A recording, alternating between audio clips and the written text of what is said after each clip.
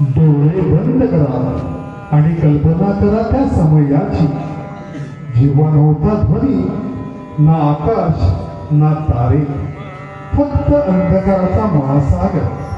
अचानक मंजूळ ध्वनीच्या आवाजाने ब्रह्मांड प्रकाशमय झाले आणि त्यातून प्रगटले शिवशंकर भोलेनाथ.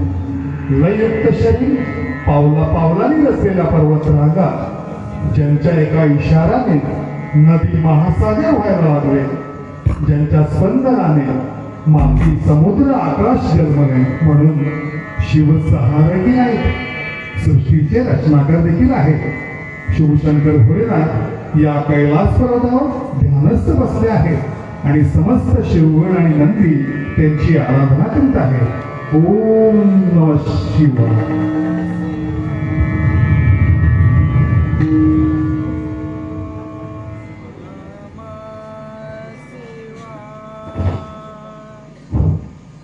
नंदी, तुमच्या या मंत्र पुष्पाने मन कसं प्रसन्न होऊन गेलं आहे.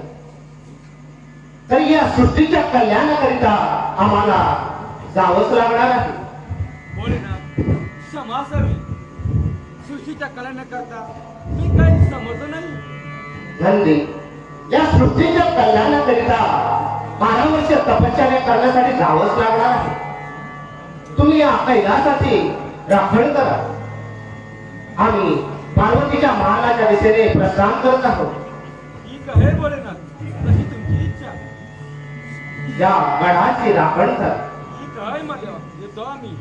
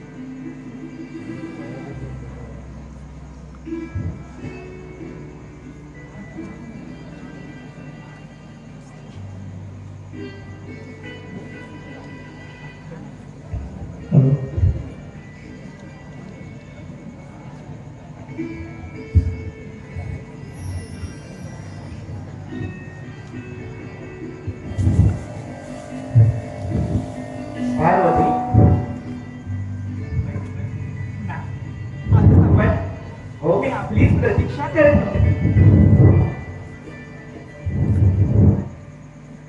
पार्वती, मी तपश्चर्या करण्यासाठी जात आहे. म्हटलं आपली भेट घ्यावी. आपण आनंद हे पाहू मला तरी आनंदी आनंद झाला स्वामी. आनंदी आनंद झाला. सखे, आनंद तर तुझ्या चेहऱ्यावर दिसतच आहे. अशा या आनंदाच्या क्षणाला एखादं कवर होऊ जाऊ दे. नक्कीच स्वामी, जशी आपली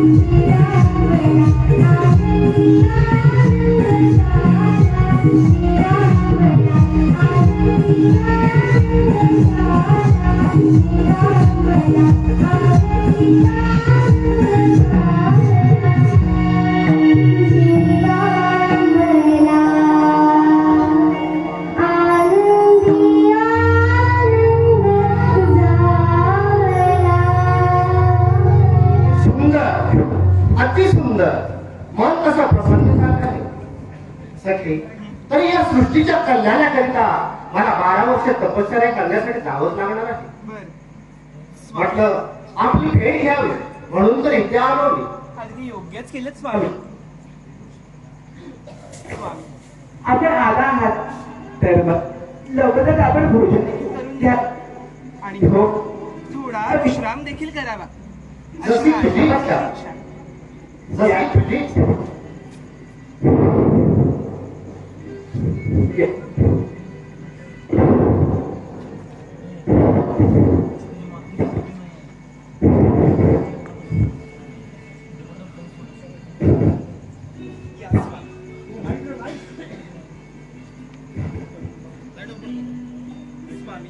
आपण आधी अस्वस्थ व्हावे. मी आपल्यासाठी भोजन घेऊन शाळेत आले.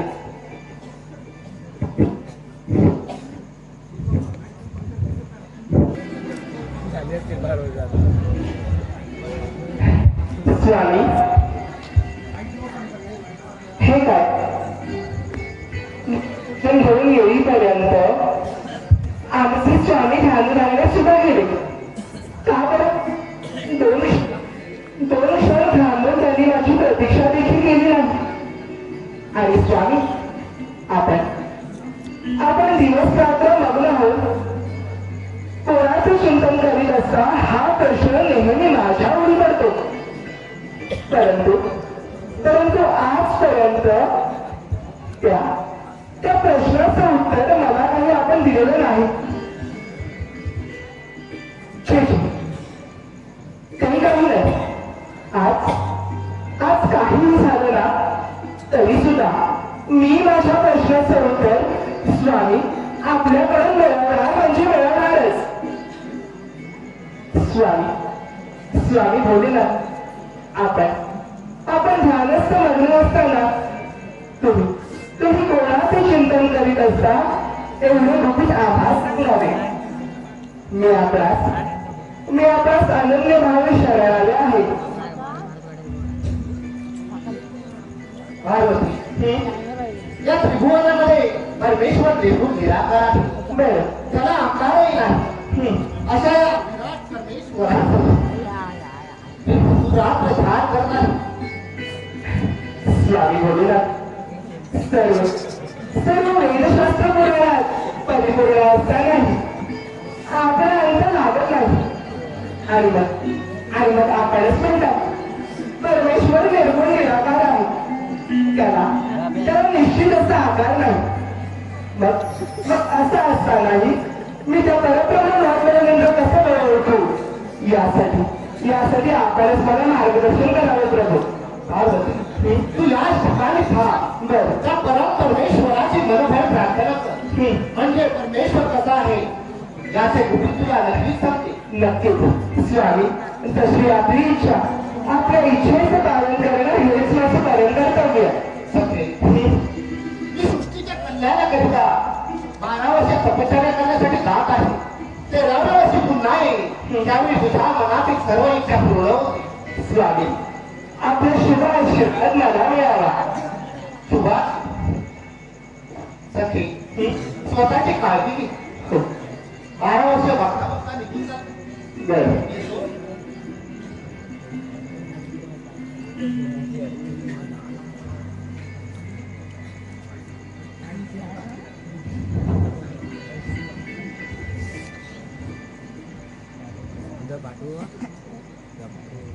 येतो.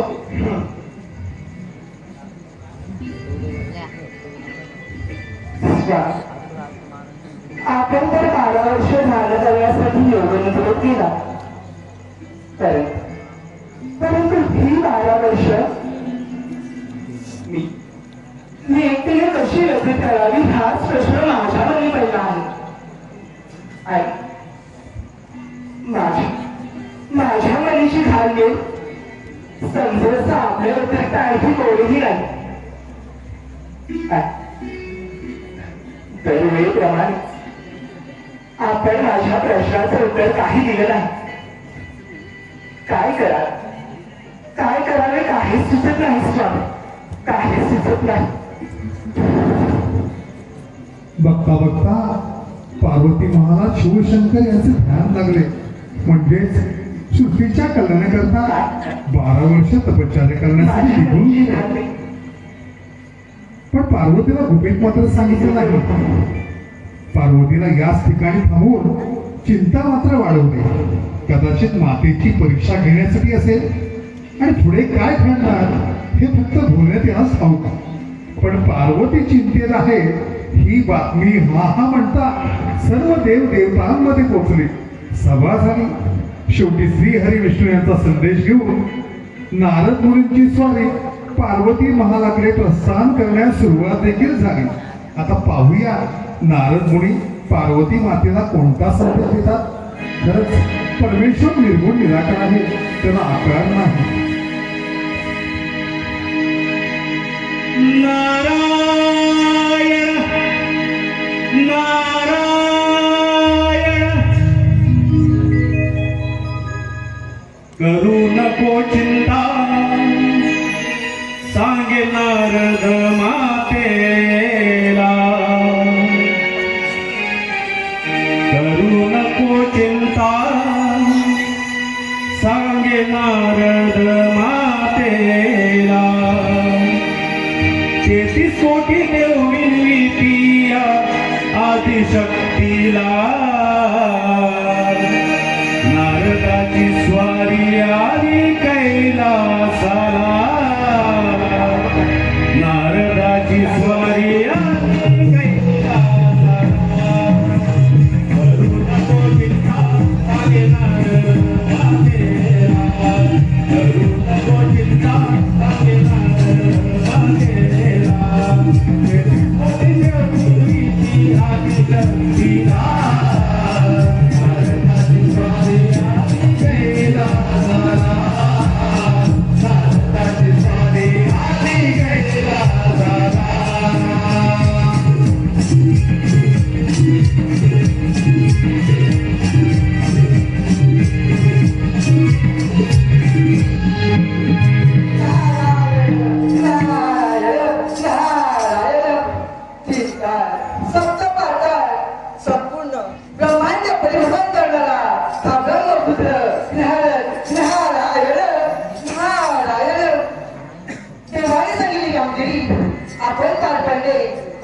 कर्तव्य आहे. श्रीहरी विष्णूची आपण चमत्कारी आहे. जगकल्याणासाठी पृथ्वी तलावर अद्भुत असे घडविले जाणार आहे. महादेवाने माता पार्वतीला असे सांगितले आहे, परमेश्वर निर्गुण निराकार आहे, त्याला आकार नाही. त्याच परमेश्वराची ध्यान करण्याची जात आहे. नारायण नारायण. या ज्ञानासाठी माता पार्वती चिंतेमध्ये आहे. आपण जाऊन हा मार्ग मोकळा करावा, परंतु मानवामध्ये झाले झालं सुरू पण जग काढण्यासाठी जायला हवे. नारायण नारायण नारायण नारायण नारायण नारायण नारायण नारायण नारायण माझा प्रोग्राम असेल ना एकदा प्रयत्न करू करतो. नारायण नारायण नारायण नारायण नारायण नारायण नारायण नारायण नारायण नारायण. माता तर विचारामध्ये बघताय, आपण साठवून पाहावे. माते माता पार्वती आलो आहे. नारायण नारायण. या या मुलीवर द्या. मातेचा आवाज ऐकला तर बरे वाटले. नारायण नारायण नारायण नारायण नारायण नारायण नारायण नारायण नारायण. या मुलीवर या. आपल्याला पार्वती महाराज मुलीप्रिय असं अचानक येण्याचं कारण नाही. म्हणजे या संपूर्ण भुवनामध्ये भ्रमण करत असताना आपल्याला पार्वती मध्ये म्हणजे या मागे देखील नक्कीच अपरित्वर पृथ्वीच्या हिताचे किंवा कल्याणाचे संकेत घेऊन आले असणार. बरोबर ना माते? संकेत मी कोण देणार? या सृष्टीचे रचना करणारे माझे पिता ब्रह्मदेव आणि पालक विष्णू नारायण आणि रक्षक भोलेनाथ शिवशंकर यांच्यापेक्षा मी मोठा नव्हे. माते तर आदिशक्ती आहेस माते. नारायण नारायण नारायण. आपण अगदी योग्य तेच कथन केलं. परंतु आपल्या येथे येण्यामागचं प्रयोजन समजलं तर फार बरं होईल. नारायण नारायण. माते आपण तर कोणत्या विचारामध्ये मग्न आहात म्हटलं. आपली काय करतात ते का ते पहावे. नारायण नारायण. आपण माझ्या मनीचं अगदी अचूक हेरलं. स्वामी म्हणत होते परमेश्वर निर्गुण निराकार आहे. त्याला निश्चित असा आकार नाही. मग असं असतानाही मी त्या परब्रह्म महात्म्याला नेमकं कसं बरं ओळखू याच विचारात मी लग्न होते. आणि याच चिंतेत मी व्याकुळ असताना आपली स्वारी इथवर येऊन होती. नारायण नारायण. माते एवढंच ना यात नाही श्रीहरी विष्णूला शरण जा. बर काही तरी माहिती असेल तुझी मनाची घालते ते समजू शकतो नाही. आणि शांतीचे उत्तरही मिळेल. नारायण नारायण. मुलीवर आपण बोलत आहात तर मी अगदी तसंच करेन. बरं माते मी मुलीवर आपण पार्वती महालातून असं विघ्न परतू आल्यासारखं आपण भोजन करूनच प्रस्थान करावे अशी माझी इच्छा नाही. माते त्रिपुरामध्ये खूप कामे आहेत म्हणून देतो मी. बर शुभम भवतु.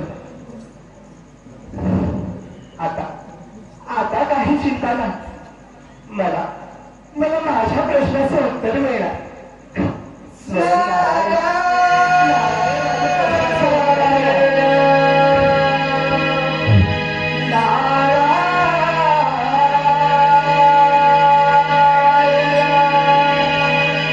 करू नको चिंता नारद सांगे पार्वतीला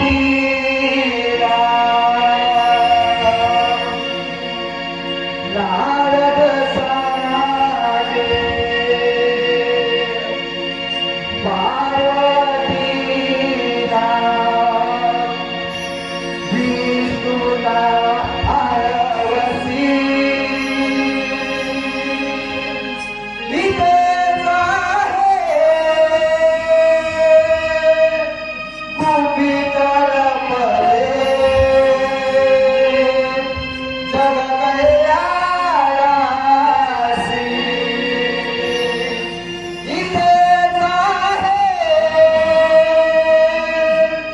गोपी तळपले जग कल्याणासी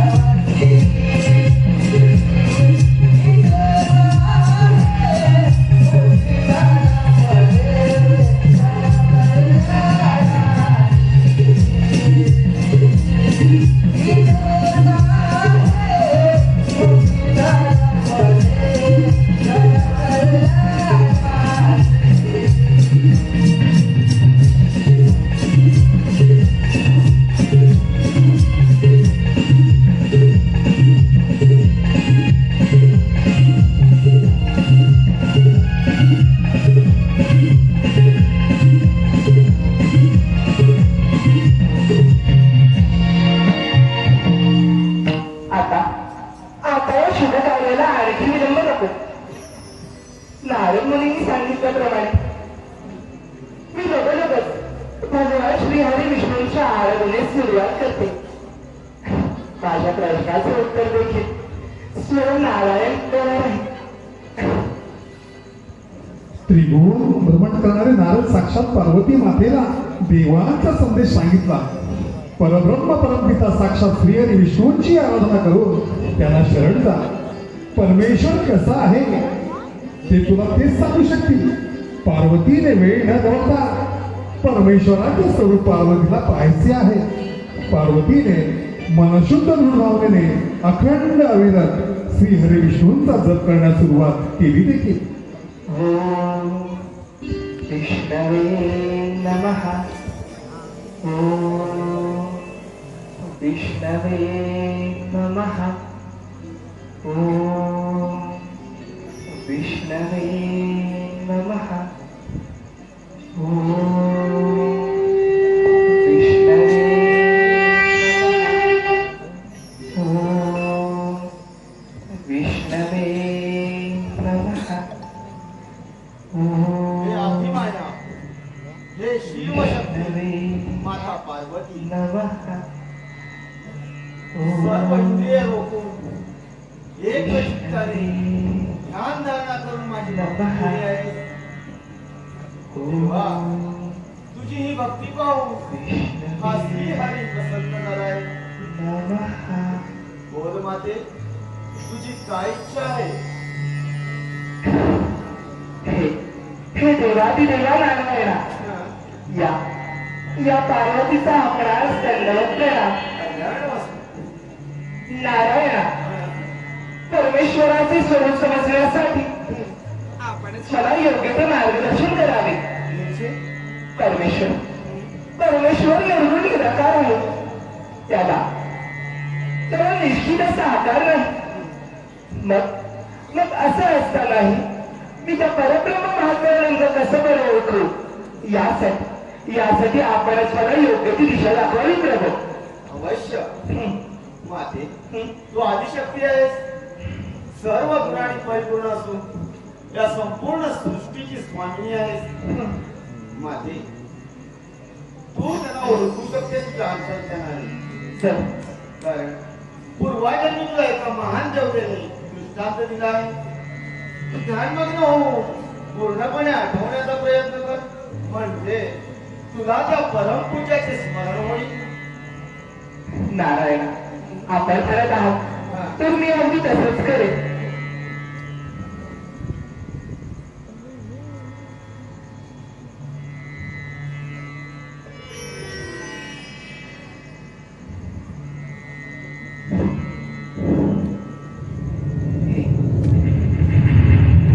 हे लक्ष्मीकांत नारायणा,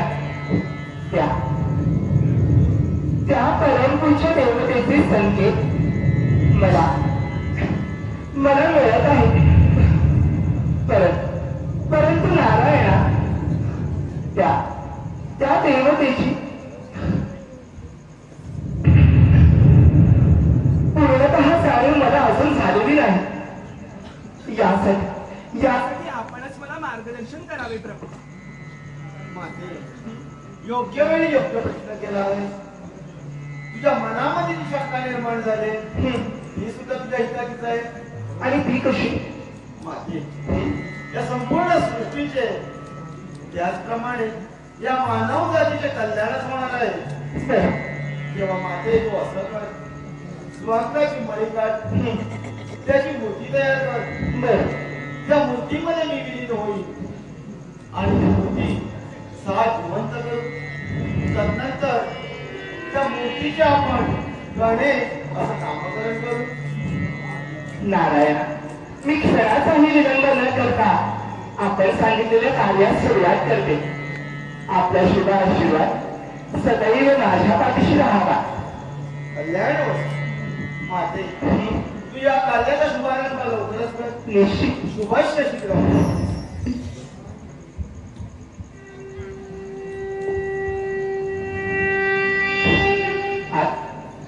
हा सत्ती सोनियाचा दिवस. काहीतरी जरी स्वयं विष्णू माझ्या पोटी जन्म घेणार आणि माझं बाळ सजीवंत होणार. स्वामी, खरंच तुमची ही लीला आघात आहे स्वामी, आघात आहे. आता या शुभ कार्याला आणखी विलंब नको.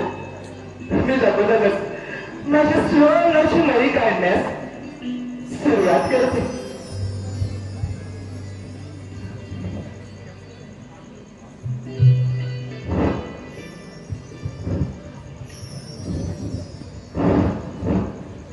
पार्वतीने अनेक दिवस स्नान न करता बाळाच्या ओढीने पायाच्या नखापासून डोक्याच्या खिसापर्यंत सुअंगाचा मळ काढून त्यापासून पुत्र बनवण्यास प्रारंभ केला देखील.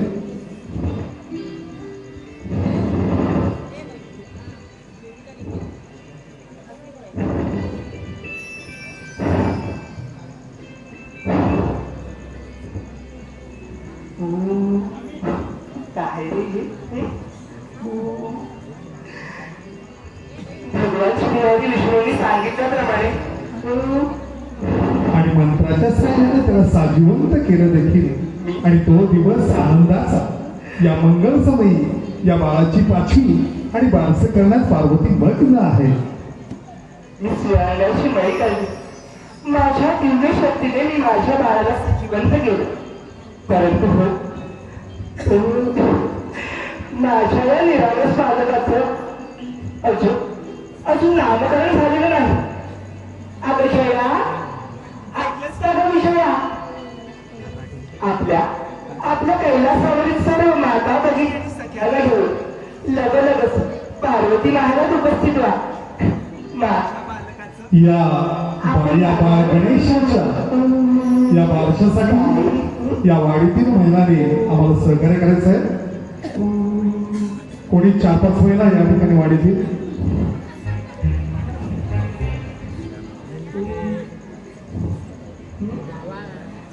काय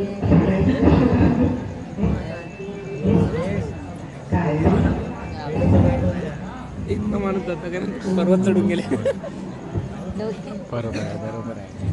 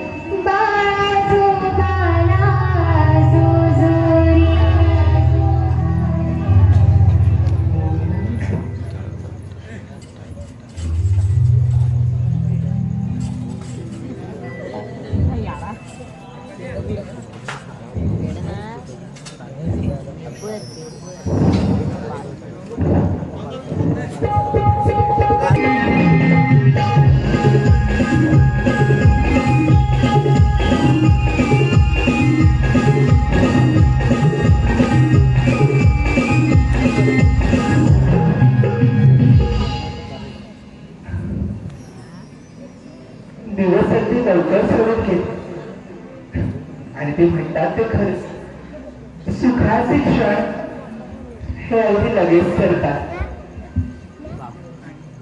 आणि बघता बघता माझा पुत्र देखील आता मोठा झाला. परंतु आज माझा बाळ खेळण्यामध्ये एवढा गुंग आहे की त्याला त्याच्या मातेचाच विसर पडला. गणेशा, ए बाळा गणेशा, राहिला कुठे हा? गणेशा, ए बाळा गणेशा.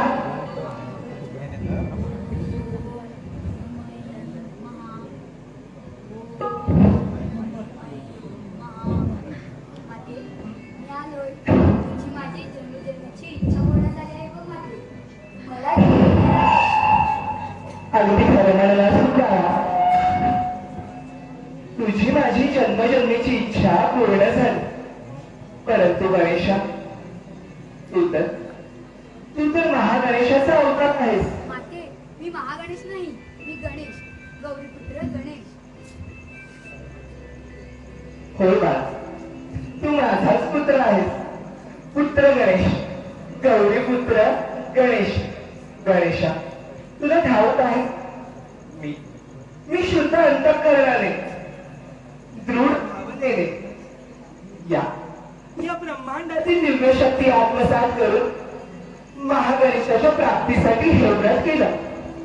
आणि त्याच व्रताच्या पूर्णतेसाठी मी आता स्नानगृहात स्नान करावयास जात आहे. त्यामुळे माझी अशी इच्छा आहे की तू या महालाची आणि बाहेरील महाद्वाराची योग्य प्रकारे राखण करावी. करशील ना?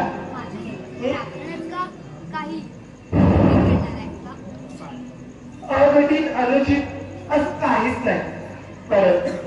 परंतु राखण करणं मी तितकंच महत्वाचं आहे. तू देखील माझाच पुत्र. उत्तर ऐकल्याशिवाय तू काही शांत बसणार नाहीस. ये माझ्यासोबत.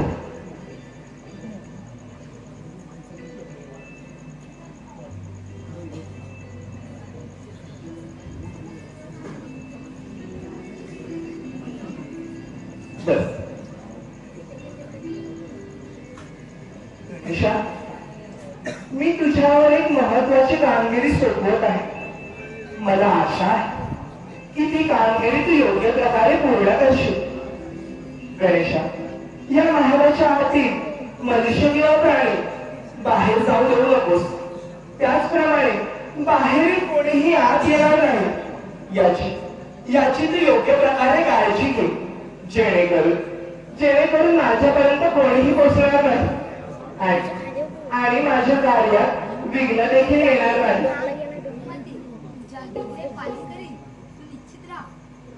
बर गणेश,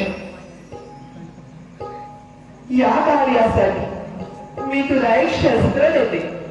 योग्य समय तू त्याचा योग्य तो वापर कर.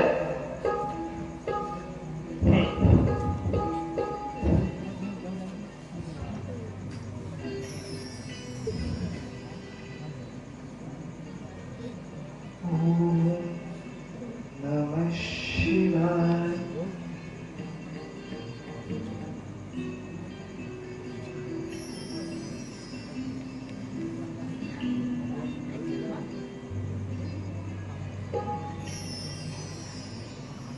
गणेशा, हा दंड घे. यामुळे तो गणनायक, दंडनायक आणि गणश्रेष्ठ बनशील. जो कोणी तुझ्या आज्ञेचे उल्लंघन करेल त्याला तू या दंडाने योग्य ते शासन कर. परंतु बाळा, जो कोणी तुला शरण येईल किंवा तुझी आज्ञा मान्य करेल त्याला तुझा कृपा आशीर्वाद देण्यास जरा पण संकोच करू नकोस. नक्कीच. आता फार विलंब झाला. मी माझ्या कार्यास प्रारंभ कर येते.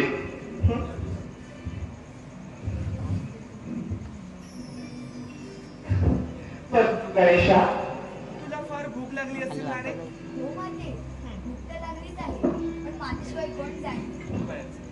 तू इथे क्षणभर हा, मी तुझ्यासाठी तुझ्या आमची सुंदर फळं आले.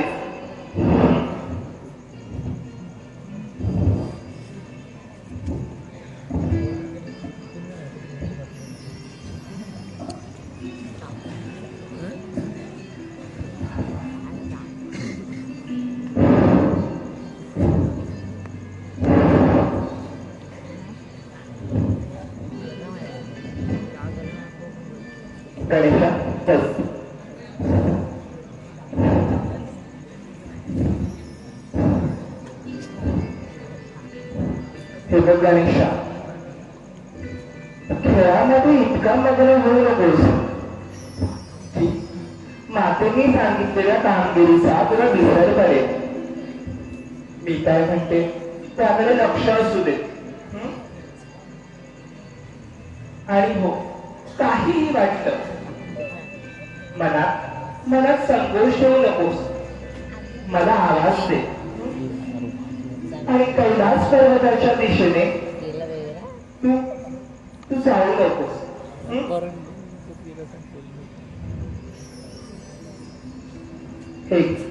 आता या सर्व फळांचा तू मनसोक्त आस्वाद घे. मी येते.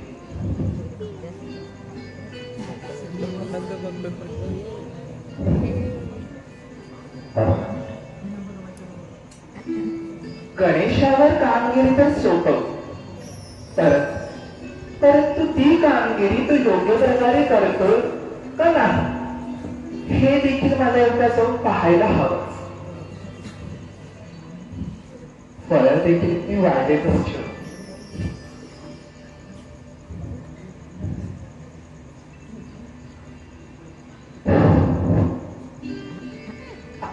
शंका नाही.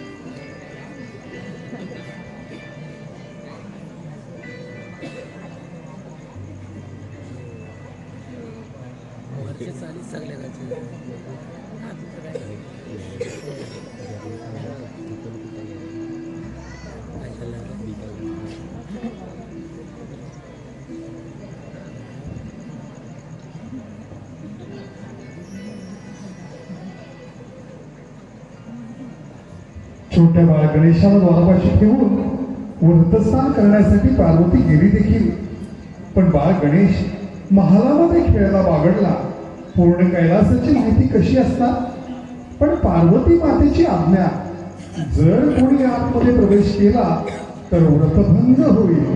म्हणून बाळ गणेश महालाच्या द्वारापाशी इकडून तिकडे फेऱ्या मारत रक्षण मात्र आज्ञेचे काटेकोरपणे पालन. धन्य ती मातेची आज्ञा.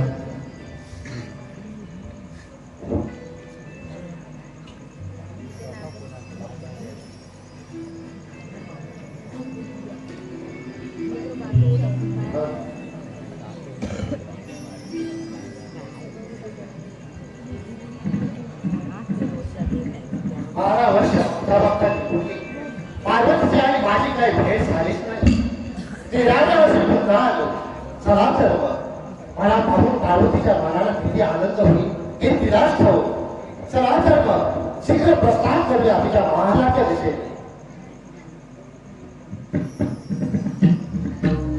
थांबा, येण्याचा प्रयत्न करू नका. माझ्या मातेची आज्ञा आहे. बालका, तू कोण आहे आणि मला या महालामध्ये प्रवेश करण्यासाठी का बोलावत आहेस तू? मी गौरीपुत्र गणेश. हे कसे शक्य आहे? मी तर तुला यापूर्वी पाहिलं नाही आणि माझ्या मातेचा पुत्र. हे बालका, तू माझ्या मार्गातून बाजूला हो. ऐकर! काय कर? मातेने सांगितले आहे रक्षण कर आणि तुम्ही म्हणता बाजूला हो. हे कसे शक्य आहे महादेव? मला जर का तुम्हाला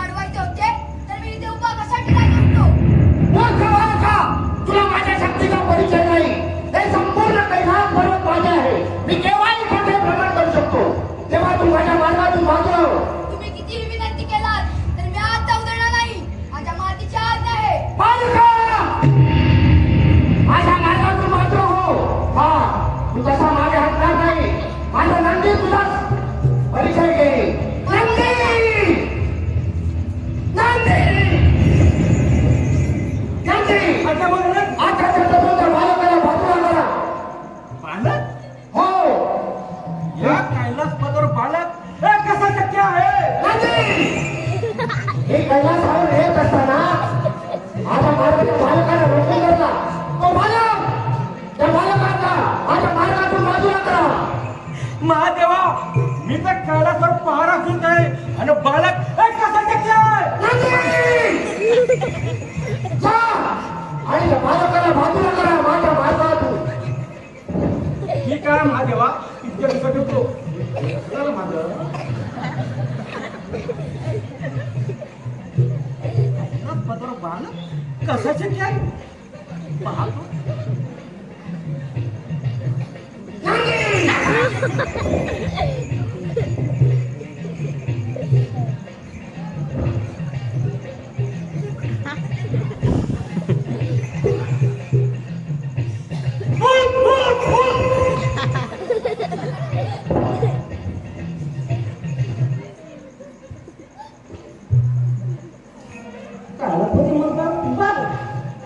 मी म्हटलं नक्की आहे कोण?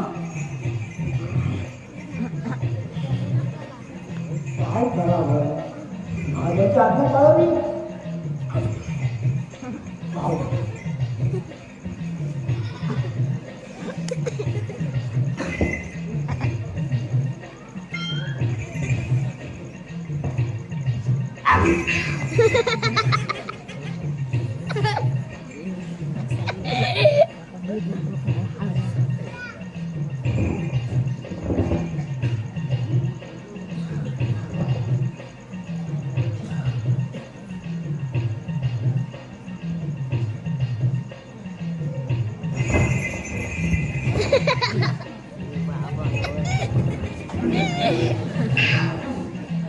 हे बालका कोण आहे तू?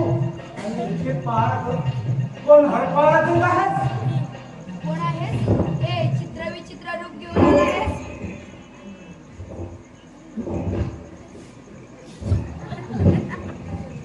चित्र विचित्र रूप आणि माझं नाही तर बरं आहे. बालक मायावी दिसतोय. आपण सावध पैद राहावं.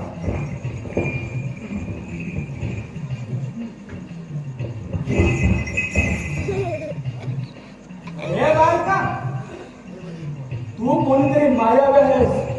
मग का केलं? आमची वाट सोड. नाही सोडणार. माझ्या मातीची आज्ञा आहे. तुझी माता कोण? जो माझ्या मातेला ओळखत नाही त्याला माझी ओळख का सांगू? अरे पण तुझी माता कोण?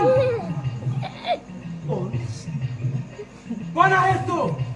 गौरीपुत्र गणेश. गौरी पुत्र गणेश शंकर महादेव हे कसं शक्य आहे?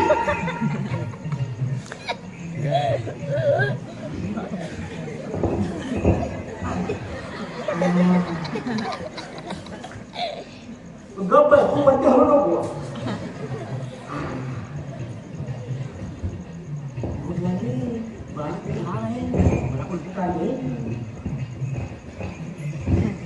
तू थांब, तू हलू नको.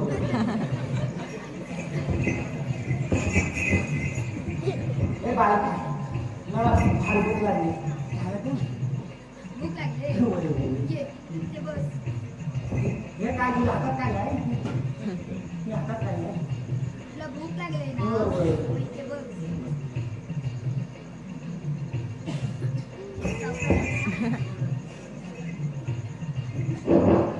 बाळाला किती शांत आहे. हो. अगं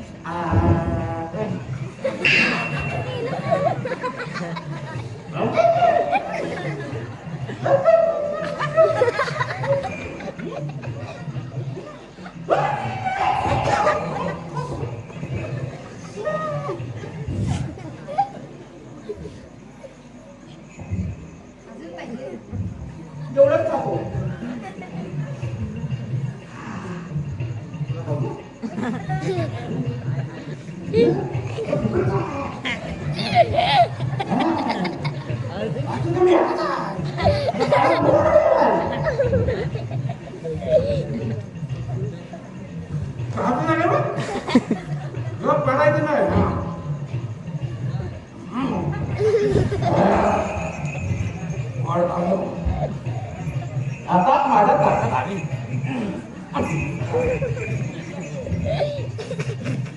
हे बालका आज मी सांगतोय आमचा महादेव अपमान केला लोकांना बघतोय नाही सोडणार.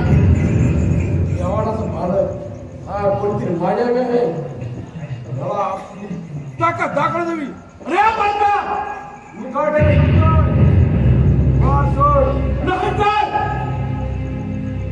नाही तर तुला माझ्याशी युद्ध करावं लागेल.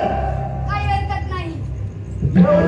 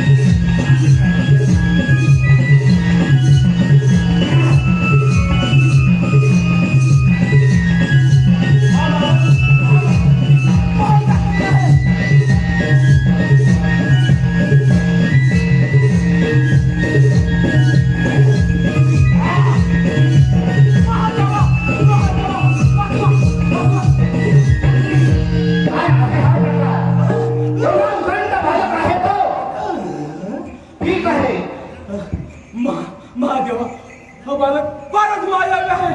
महाताकद मला जाऊन पाहावं लागणार. हे बालका पुढे येण्याचा प्रयत्न करू नका. बालका तू माझ्या मार्गाची बाजू हो नाही तर नाहीतर काय माझ्या मातीची आज्ञा आहे. बालका तुला माझ्या शक्तीचा परिचय नाही. हे संपूर्ण त्रिभुवन माझे आहे. मी केव्हाही कुठेही फिरू शकतो. तेव्हा तू तर एक अज्ञान बालक आहे. तू माझ्या मार्गाची बाजू हो नाही तर या विश्वाला तुला निषेध करावाच लागेल. माझ्या मातीची शक्ती काय आहे तुम्हाला ठाऊक नाही. माझ्या मातीची आज्ञा हीच माझी तरी शक्ती आहे. अरे कोण आहे हा उद्धंड बालक? पर्यंत माझ्या शांतीला अपमान देणारा मूर्ख बालका तू आहेस तरी कोण? तुझी माता कोण? तो माझ्या मातेला ओळखत नाही. त्याला माझी ओळख का सांगू. हा मूर्ख बालक मूर्ख बालका तुझ्या अंगात सामर्थ्य असेल तर माझ्याकडे युद्धास तयार हो. महादेवा हे तर समजतात.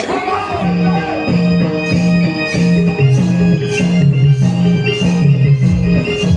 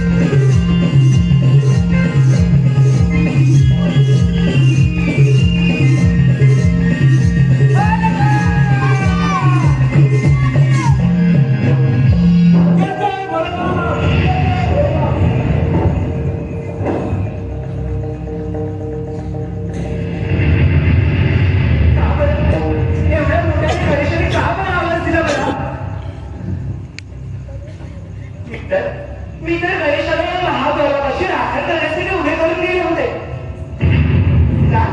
तर आपण देखील आलो. आपण इथे एका लहान बालकाला पाहिलं का स्वामी? गणेश नव्हतेच स्वामी. आपण एवढे डोळ्यात का बरे दिसत आहात सांगा ना स्वामी. आणि या स्थळी एवढी शांतता स्वामी. आपण त्या दिशेने काय पाहत स्वामी? हा बाला स्वामी हा माझा कोण आहे? हा माझा गणेश नाही. हा माझा गणेश असू शकत नाही.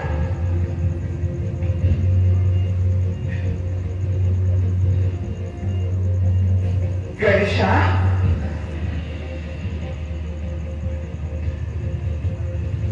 हे बाळा गणेशा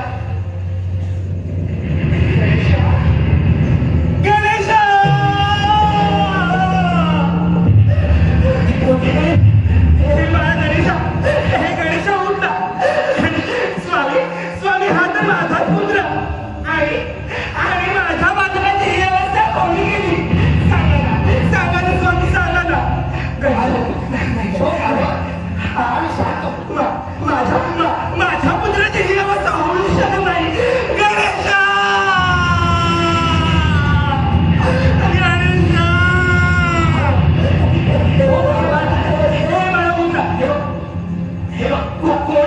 तुझी माता पाळणं गेले.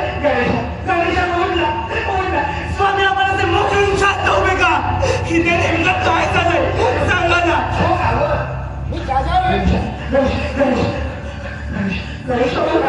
येत असताना त्या बालकाला माझा मार्ग रोखून पुढे काय झालं? मी किती विनवणी केला त्याने आपला हट्ट सोडला आणि मग शेवटी मला त्याचा सिग्नेचर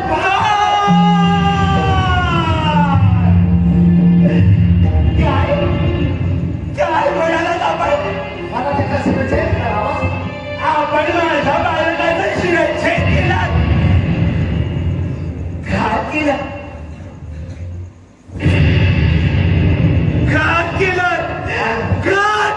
स्वामी. घात केला. मला स्पर्श देखील करू नका. स्पर्श देखील करू नका. गणेशा घात केला स्वामी.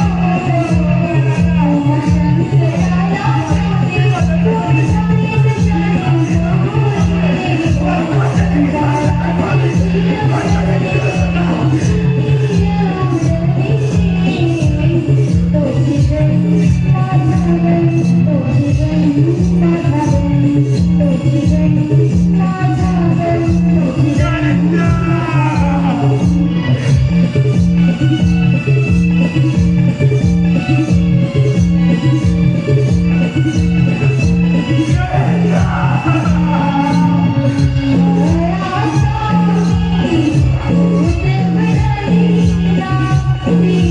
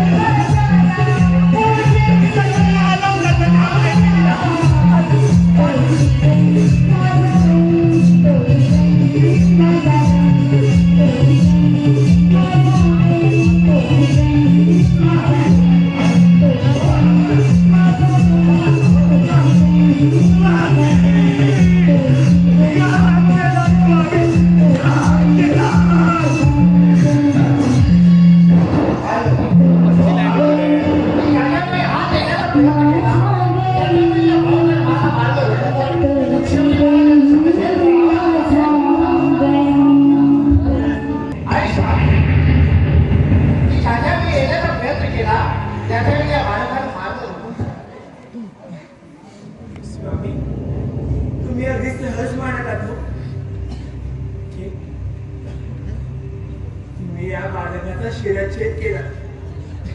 तुम्हाला ठाऊक हा तर माझा म्हणजे हा तर आपला पुत्र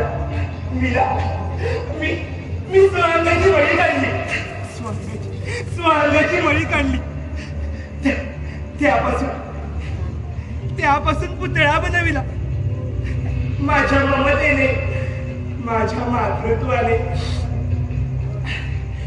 वात्सल्य आणि प्रेमाने त्या बळाचा मी पुत्र बनविला. स्वयं नारायणाने त्याला सजीवंत केलं. नारायण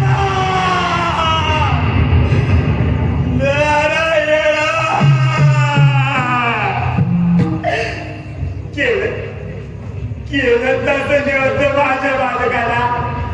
मग या क्षणी इथे उपस्थित व्हा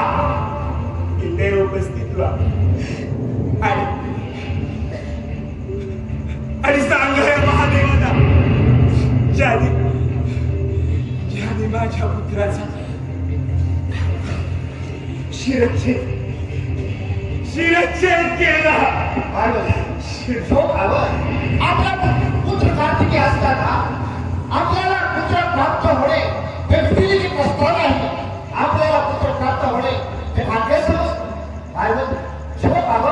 माझ्यावर विश्वास ठेव. विश्वास आणि तो सुद्धा तुमच्यावर. शंभू महादेव, जोपर्यंत माझा पुत्र जिवंत आहे, मला माता म्हणून संबोधत नाही, मला माता म्हणून हात मारत नाही, तोपर्यंत मी माझा आक्रोश नाही थांबवणार.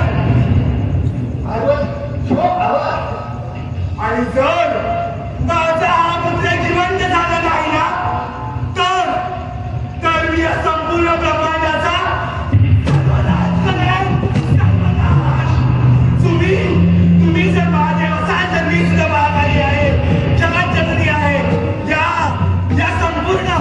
या संपूर्ण सृष्टीला भस्म करण्यासाठी मला क्षणाचाही वेळ लागणार नाही. महादेव, हे तुमच्या ध्यानात असू दे, तुमच्या ध्यानात असू दे.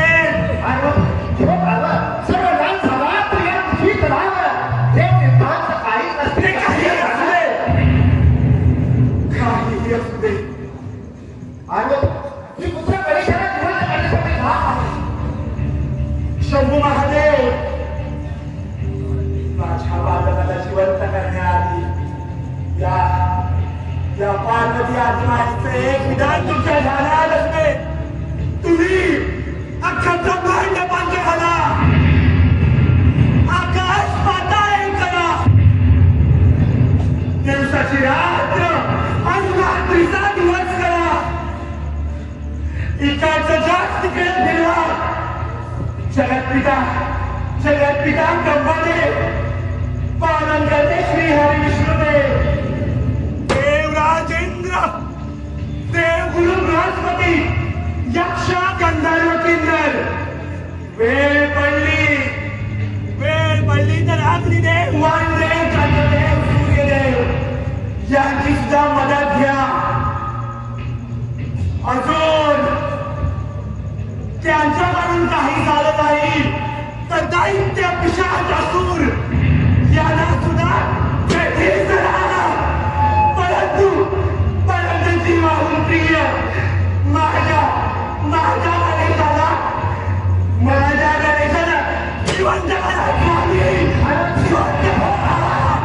गणेशाला जिवंत करा.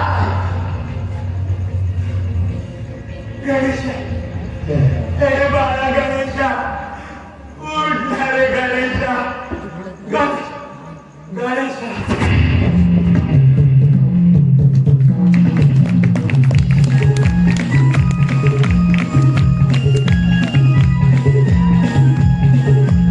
हे पशुपाते, हे नीळकंठा, हे गजानन देवादिदेव शंभू महादेव, या श्री नारायणाचा दंडवत प्रणाम. नारायण, माझ्या हातून बहुत भाग पडला आहे तेव्हा तुमचं सहकार्य हवं आहे. शंभू महादेव, सर्वप्रथम कैलासावरती पाचारण करण्याचे काय बरं प्रयोजन असावे? विष्णू नारायण प्रयोजन तर अत्यंत महत्वाचं आहे. त्यासाठी तुमचं सहकार्य हवं आहे मला. सहकार्य आणि तेही माझ्याकडून? होय नारायण, माझ्या हातून भर भाग पडले. अगोरपा आणि तेही तुमच्यात शोभ महादेव या सृष्टीची नाश व संवादाचा अपघात ज्या त्यावेळी या सृष्टीवरती अहंकाराचा वाढ झाला, ज्या त्यावेळी या पृथ्वीवरती संकट निर्माण झाली, त्या त्यावेळी आपण या पृथ्वीला दिलेल्या संकटाचं निवारण करून या पृथ्वीला भारमुक्त केला. तेव्हा आपल्या अगोरपासून अशक्य विष्णू नारायण माझ्या या पुस्तकाने पार्वती पुत्र घडे याचे धड सगळ्या वेगळ्यात वेगळा. तेव्हा पार्वतीला प्राप्त करून संपूर्ण सृष्टीचा विनाश करण्याचा कळ केला. तेव्हा पार्वती पुत्र जिवंत करणे अनिवार्य आहे. तेव्हा तुमचं आम्हाला सहकार्य हवं आहे. शंभू महादेव, माझा पार्वती म्हणजे आदिशक्ती आहे. ती महामाया आहे. तिचा कोप अनावर झाला तर या सृष्टीचा अंत हा निश्चित आहे. सारी सृष्टी भयभीत होऊन सारे देवगण भयभीत झाले. देव सैन्यामध्ये हाहाकार उडाला. तेव्हा पार्वती पुत्र गणेश जिवंत करणं आपलं परम कर्तव्य आहे. विष्णू नारायण तुम्हाला माहितच आहे माझ्या या पुस्तकाने उडालेले स्त्री पुन्हा जिवंत होत नाही आणि त्याला मी होणारही नाही. तेव्हा उद्याचा सूर्योदय होण्यापूर्वी आपण अरण्याच्या दिशेने प्रस्थान करावे आणि त्या कोणत्याही प्राण्याचे बालक, परंतु त्या बालकाचे श्री आमच्या आईच्या विरुद्ध दिशेला असलं पाहिजे. अशा बालकाचे श्री तुमच्या सुदर्शन चक्राने उडवून आणा आणि ते श्री आपण त्या बालकाच्या घरावर ठेवून त्याला सुरक्षित करूया. परंतु एक लक्षात असू द्या, त्या बालकाचं श्री आपल्या आईच्या विरुद्ध दिशेला असलं पाहिजे. अशा बालकाची श्री तुमच्या या सुदर्शन चक्राने उडवून आणा. जय शंभू महादेव, मी आपल्या आज्ञा घेऊन अरण्याच्या दिशेने प्रस्थान करत आहे. ठीक आहे या.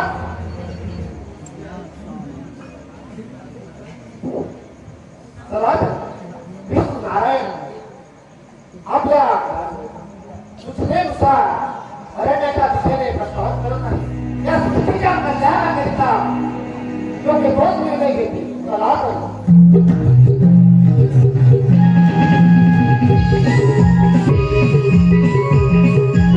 त्याची माता बाळाच्या विरुद्ध दिशेने तोंड करून झोपली असेल. अशाच प्राण्याचे शीर फक्त गणेशाच्या घरावर लावायचे. महादेवाने सांगितलेली कामगिरीसाठी श्री हरी विष्णू सायंकाळीच अरण्याच्या दिशेने प्रस्थान करण्यास सुरुवात देखील झाली. पार्वतीच्या आक्रोशाला कोण बरं शांत करणार? धन्य ती माता पार्वती.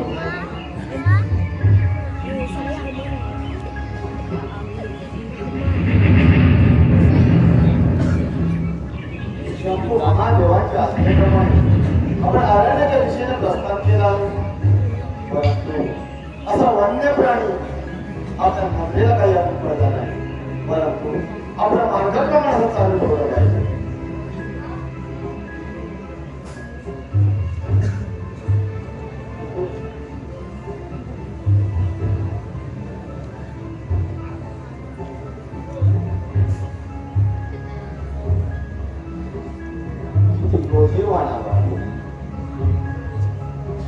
परंतु माता आपल्या बाळाला दूरच संदेश देत असावी. म्हणून या बाळाचा शिक्षण करणं पाप होईल. आपण या अरण्यात आपल्या मार्गाप्रमाणे पुढे चालू ठेवला पाहिजे.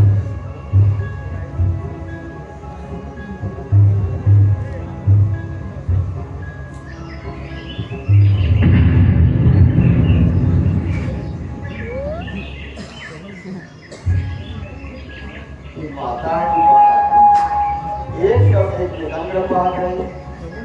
म्हणजे या सृष्टीची संपूर्ण माहिती या बाळाला आतापासून देत असावी ही माता. हे बाळ आणि माता एकमेकांकडे पाहत असल्यामुळे त्या बाळाचाही शीलछेद आपण नाही करू शकत.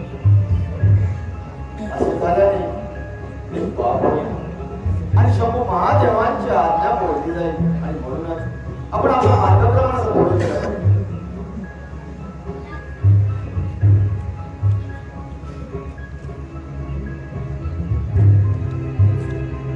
गजासुराचा बाळ आणि त्याची माता विरुद्ध दिशेला तोंड करून झोपी गेलेली आहे आणि या गजासुराच्या बाळाचे शील आपण आपल्या सुदर्शन चक्राने शीलछेद करून त्वरित कैलासाला घेऊन आहे.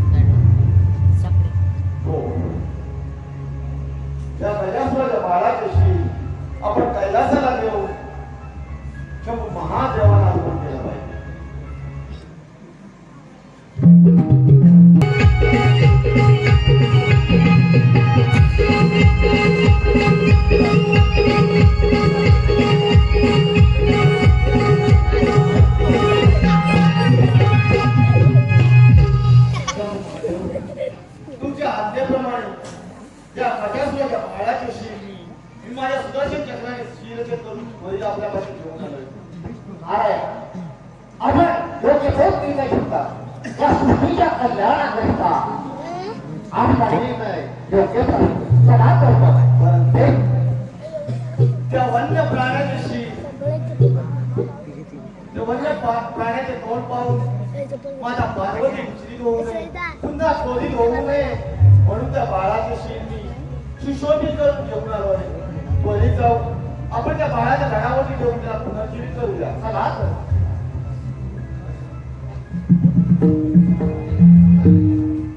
विष्णू नारायण हे शील त्या बाळाच्या धडावर ठेवा आणि आपण त्याला जिवंत करूया. हो.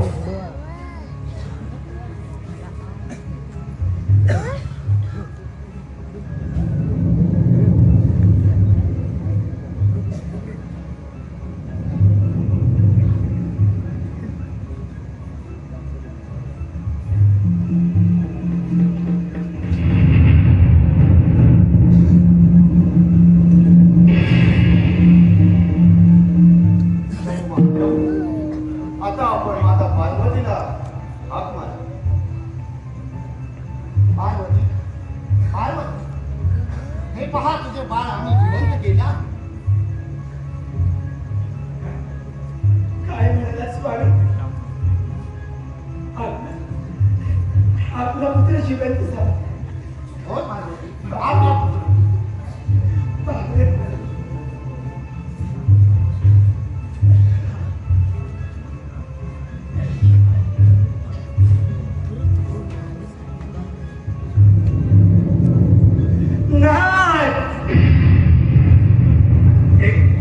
हे कोणते प्राणी मुख माझ्या माझ्या झाडावरती आपण लावले आहात? पार्वती हा तर आपलाच पुत्र आहे. ते माझं पाहिजे होता. माता पार्वती शोकावर शांत हो. महादेवांच्या आज्ञेप्रमाणे मी अरण्यामध्ये जाऊन या गजासुराच्या बाळाची शील माझ्या सुदर्शन चक्राने शीलछेद करून या बाळाच्या धडावर ठेवून त्याला पुनर्जीवित केला आहे. तेव्हा तू या बाळाचा स्वीकार कर आणि गजासुराच्या बाळाची शील आपण या बाळाच्या धडावर ठेवून त्याला पुनर्जीवित केला आहे. म्हणूनच आजपासून तुझा हा बाळ गजानन म्हणून या विश्वामध्ये याची पूजा केली जाईल. हा माझा बाळ म्हणते. हो माता. मग ह्याने मला माता म्हणून हाक मारली तरच मी समजून हा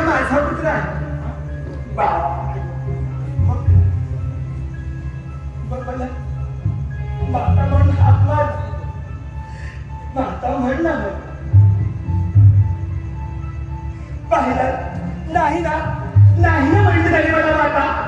माते मी तुझाच पुत्र आहे गौरीपुत्र गणेश.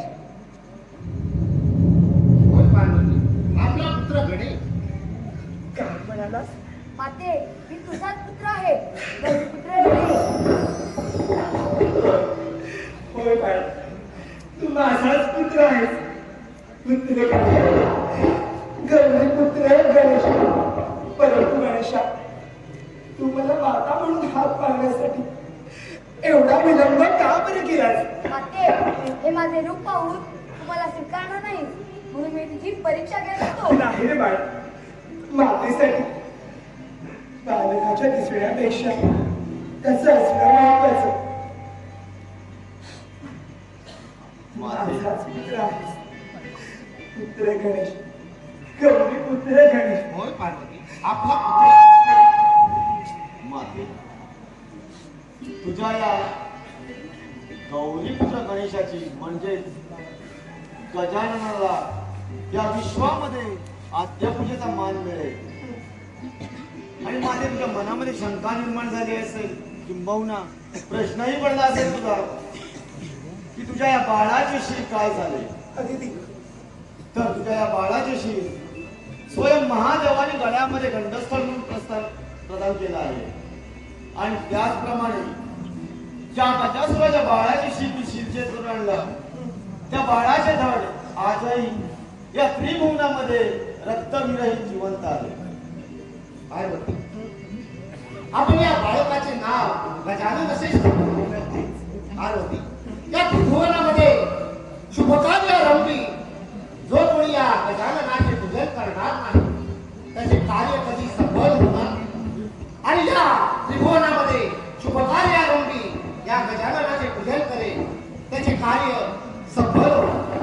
असा आपण या गजाननाला आशीर्वाद देऊया. नक्कीच स्वामी.